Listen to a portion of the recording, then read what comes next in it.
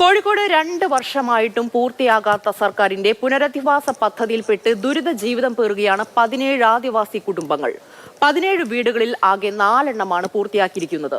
സർക്കാരിനെ വിശ്വസിച്ച് കാടിറങ്ങി വന്ന മനുഷ്യരുടെ ആശങ്കകൾ പരിഹരിക്കാൻ ഇപ്പോഴും അധികാരികൾക്കായിട്ടില്ല.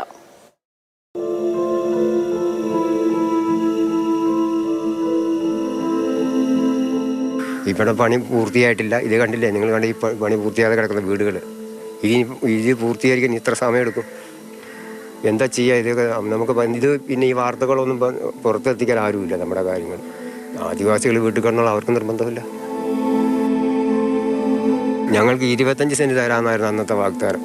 അത് കിട്ടിയില്ല. 5 സെൻറ്റേ കിട്ടിയുള്ളൂ. മതി, ഞങ്ങൾക്കതൊന്ന് പൂർത്തീകരിച്ചു തന്നാൽ മതി.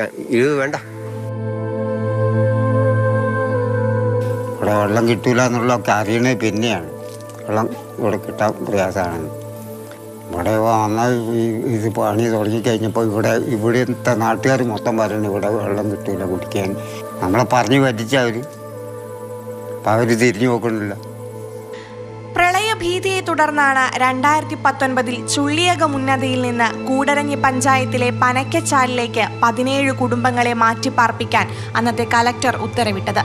6 മാസം കൊണ്ട് പുനരധിവാസം സാധ്യമാകുമെന്ന ഉറപ്പിന്മേൽ അവർ കാടിറങ്ങി.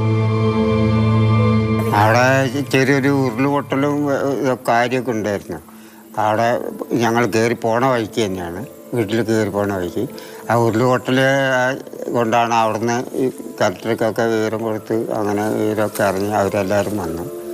അന്ന് നിങ്ങളിവിടുന്ന് താമസം മാറ്റണം, ഇവിടെ നിന്ന് ആ ഉരുളുപൊട്ടലോ പ്രളയമൊക്കെ ഉണ്ടാവും, അപ്പം നമുക്ക് താഴെ സ്ഥലം വാങ്ങിയിട്ട് അവിടെ താമസിപ്പിക്കാൻ, പോരയൊക്കെ കെട്ടി താമസിക്കാം എന്നൊക്കെ പറഞ്ഞ് വാഗ്ദാനമൊക്കെ പറഞ്ഞ് അങ്ങനെയാണ് പിന്നെ ഇങ്ങോട്ട് ഈ സ്ഥലം വാങ്ങിക്കാനും. പുനരധിവാസ ഭൂമിയായ പനക്കച്ചാലും ഉന്നതിയായ ചുള്ളിയകവും തമ്മിൽ ഏകദേശം 5 കിലോമീറ്റർ ദൂരമുണ്ട്. പലരും അത് താണ്ടിയാണ് വീട് പണിക്കെത്തിയത്. വീടുകൾക്ക് 6 ലക്ഷം രൂപ വകയിരുത്തി. ഫണ്ട് ഇടക്കാലത്ത് മുടങ്ങിയതിനാൽ പലരും സ്വന്തം കയ്യിൽ നിന്ന് പണമെടുത്ത് വീട് പണി പൂർത്തിയാക്കി. പിന്നീടാണ് തുക അനുവദിച്ചത്. അന്നും അവർ പറഞ്ഞു 6 മാസം കൊണ്ട് നിങ്ങളുടെ എല്ലാ പദ്ധതികളും തീർത്തു തരും. വില്ലേജ് അസിസ്റ്റന്റ് ഓഫീസറാണ് ഈ പദ്ധതികൾ മുഴുവൻ കോർഡിനേറ്റ് ചെയ്യുന്നത്. പുള്ളി ഇവിടെ ഇത്രയും വീട് പണി വന്ന് നോക്കിയിട്ട് പോലില്ല. സാധാരണ വിഒ ഒരു ഘട്ടം തറ കെട്ട് കഴിയുമ്പോൾ ഓരോ ഘട്ടം വന്ന് പരിശോധിച്ചിട്ടാണ് കാശ് കിട്ടുക. അതുപോലെ അവർ ചെയ്യുന്നില്ല. പദ്ധതി തുടങ്ങി 2.5 വർഷമായെങ്കിലും ഇതുവരെ പൂർത്തിയായത് 4 വീടുകളുടെ പണി മാത്രമാണ്. അടിസ്ഥാന സൗകര്യങ്ങളില്ലാത്ത ചുള്ളിയകത്ത് ഇപ്പോഴും 5-ലേറെ കുടുംബങ്ങളുണ്ട്. ചിലർ ബന്ധുവീടുകളിലേക്കും മറ്റു ചിലർ വാടക വീടുകളിലേക്കും താമസം മാറി. നമുക്ക് നിൽക്കാൻ വീടില്ല. നമ്മളെ മലയത്തെ വീട് മൊത്തം പോയി. പിന്നെ ഈ വീട് വന്ന് വാടകയ്ക്ക് എടുത്തു. വാടകയ്ക്ക് എടുത്തു കഴിഞ്ഞിട്ട് ഇത് പെരുഞ്ചോർച്ചയാണ്. ഞങ്ങൾ വന്ന് അന്നോ തൊട്ടേ പറയണുണ്ട് ഞങ്ങൾ വെള്ളത്തിലാണ് കിടക്കണം. പിന്നെ അവസാനം ഞങ്ങൾ നല്ല മഴയായപ്പോൾ മോള് പോയി കിടന്നു. വാതിലൊന്നും ഇല്ലായിരുന്നു, വാതിലില്ല, ജനലില്ല, ഒന്നുമില്ല. 10,000-4,000 വാടക കൊടുക്കണം. അങ്ങനെ പിന്നെ അവർ ലോണും കാര്യങ്ങളൊക്കെ എടുത്താണ് അവരുടെ വീടുകളൊക്കെ ഇതേപോലെ ചെയ്തിരിക്കുന്നത്. മറ്റുള്ളവർക്കൊന്നും അതിനുള്ള കഴിവില്ലാത്തവിടെ ഇനി വരുന്നത് നമ്മളെക്കാളും കഷ്ടത്തിലുള്ളവർ. ഏറെ പ്രതീക്ഷ അർപ്പിച്ചിരുന്ന പുനരധിവാസ പദ്ധതിയാണ് ഇഴഞ്ഞു നീങ്ങുന്നത്. കാടിറങ്ങിയ ഈ മനുഷ്യരുടെ ആശങ്കകൾ പരിഹരിക്കേണ്ടതുണ്ട്. നമ്മളെ മാതാപിതാക്കൾ കടുവ പിടിക്കാനും പുലി പിടിക്കാനും സംരക്ഷിച്ച് വളർത്തി.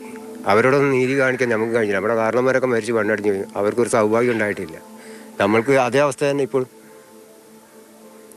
മനുഷ്യനെല്ലാവർക്കും ജീവിക്കാൻ അവകാശം ഉണ്ടെങ്കിലും മണ്ണിൽ വെള്ളം വെളിച്ചം വായു വന്ന ആരും ഔദാര്യം വന്നല്ലോ. മാതൃഭൂമി ന്യൂസ്, കോഴിക്കോട്.